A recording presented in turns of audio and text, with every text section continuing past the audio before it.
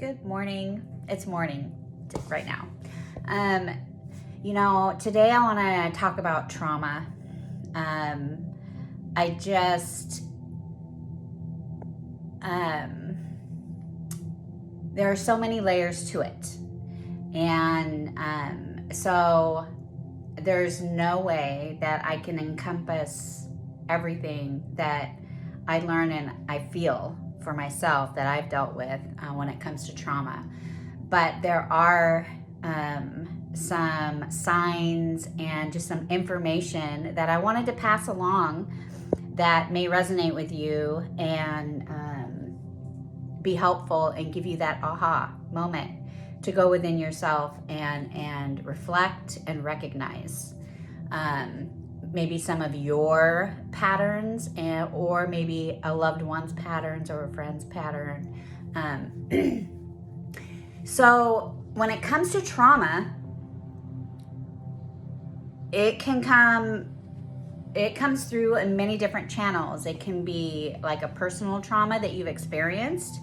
It could be gestational trauma, something that your mother had experienced while you were in the womb, or generational, something that has been passed down. It could be a collective, generational, something that is passed down generation after generation. And not only that, but trauma to one person may not be a traumatic event to another. There could be things that happened in your childhood that you may have absorbed as trauma, and the next person may have been through the same thing and just got through it and not seen that as a traumatic event.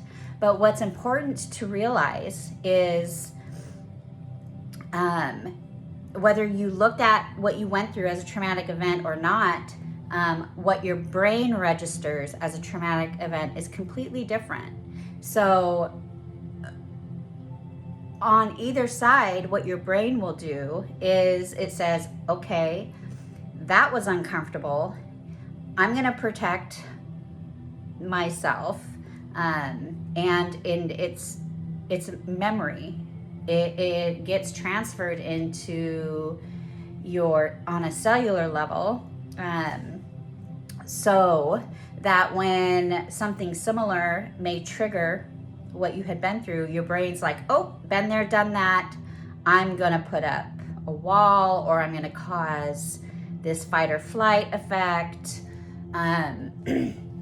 So it doesn't have to be like that traumatic event happening over and over again, but it could be the feeling that you had during that event is what's pulling out those reactions to that trauma that you held onto on a cellular level. How do you recognize that? Well, I can't stress enough the importance of grounding and meditating, especially when you feel like you are in a crisis and you're not quite sure why. You feel like, what the heck is wrong with me? Everything should be going right, but for some reason it's not. And it's those still moments of one, first grounding yourself and getting rid of the chatter that's going on, from all your external sources. It could be the children, it could be work, a friendship circle, just push all of that out and get into yourself. And the answer will come to you. Source, God, the universe will give you the answer to what it is. Is this something that is caused within myself? Okay, that's good to know. Or is this an external thing coming in from all the chatter that I go through day to day? Now, if it is the external chatter that you're going through day to day, you can cut that off. You can say, that does not belong to me.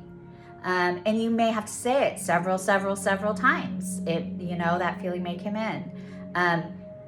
And if you feel in your, energy center, in your gut, you have that gut feeling, instinct, that it is something within, you don't even need to know the details of what it is. You just recognize that it is yours and you don't want it anymore. And that's where, again, grounding and meditation with the intention of releasing that trauma comes. Now, when you release that trauma, it may bring up more feelings of uneasiness, anger, grief, sadness, anxieties. It's not comfortable. It is not. But it will get better, releasing it and bringing it to the surface, and just pushing it away, pulling it out of yourself. And then you go back to the clearing, balancing, and healing your energy centers.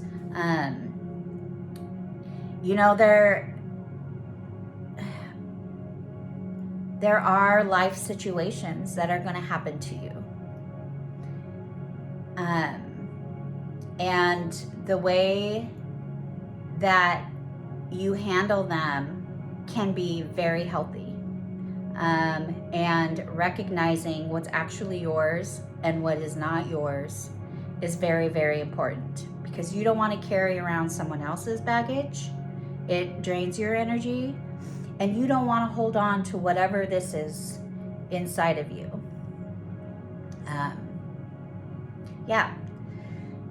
So that's it. Okay? Take care of yourselves.